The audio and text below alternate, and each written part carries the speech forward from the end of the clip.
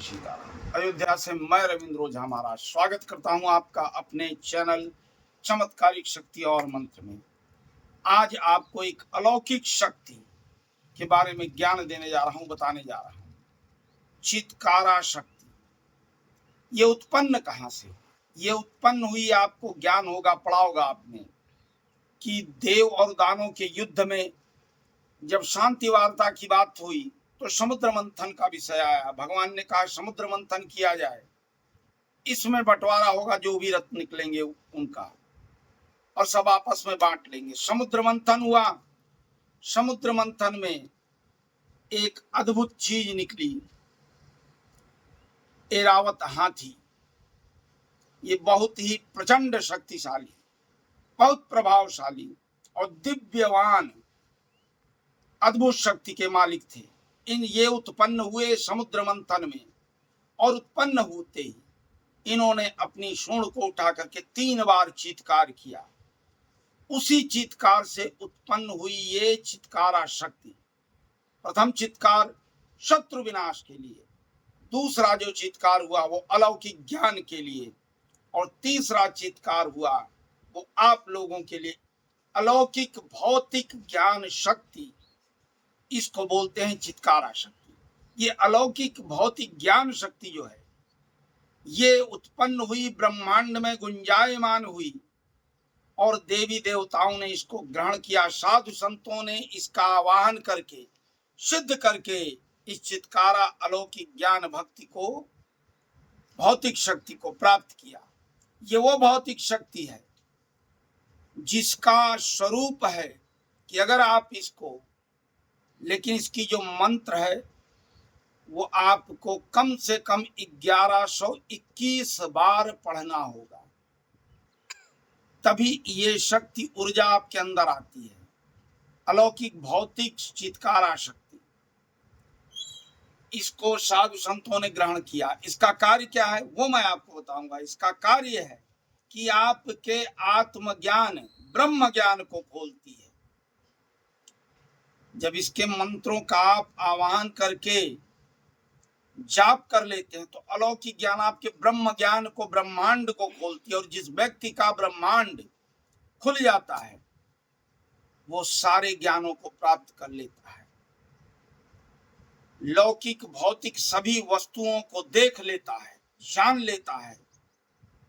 ऐसी शक्ति होती है।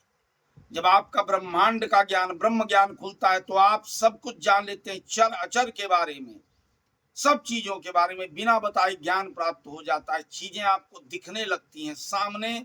जो भी शक्ति आती है, चीज आती, वस्तु आती है या व्यक्ति आता है, तो उसके बारे में सर से लेके पांव तक 3 जन्म की कथा आप उसकी जान जाते हैं कि वो पहले क्या था, आज क्या है, आगे क्या बनेगा।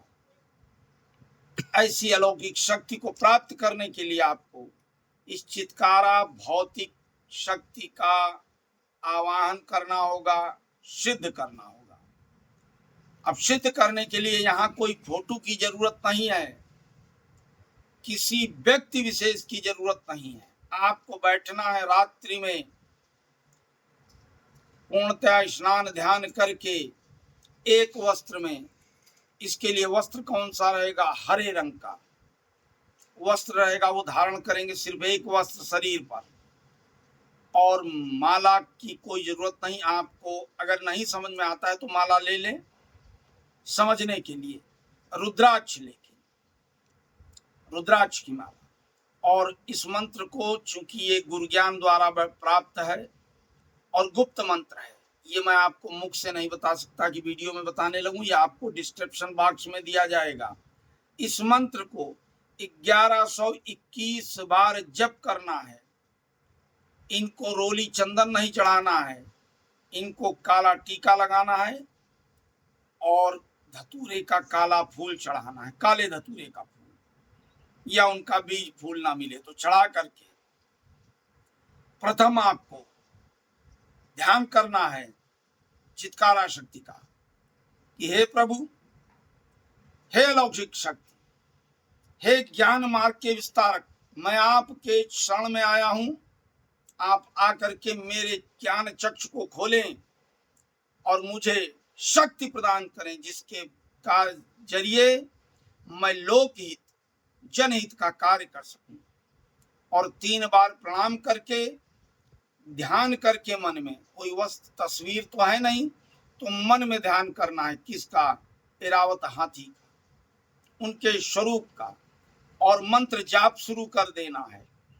जैसे जैसे आप जाप करेंगे आपके शरीर में स्वयं देखेंगे एक ऊर्जा उत्पन्न होगी, आपका शरीर हिलने लगेगा। घबराना नहीं है। जब आपके शरीर में उच्चतम भयंकर कंपन होने लगे, ये कंपन कब होगा, जब आप 1121वां मंत्र जैसे आपका खत्म होगा, आपके शरीर में इतनी ऊर्जा आ जाएगी कि प्रचंड कंपन होने लगेगा।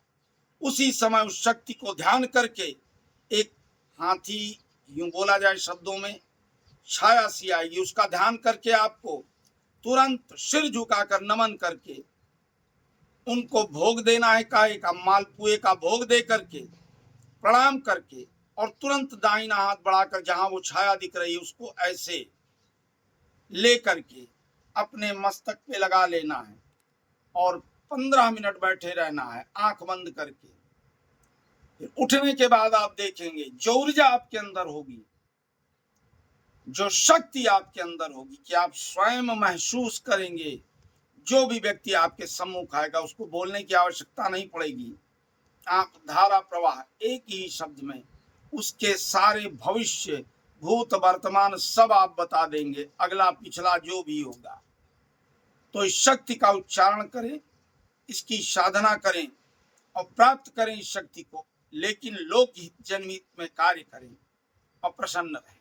अपना भी कल्याण करके जगत कल्याण करें। इस और कोई भी जैसे बात नहीं समझ में आती है तो वीडियो में दिए नंबरों पर संपर्क कर लें।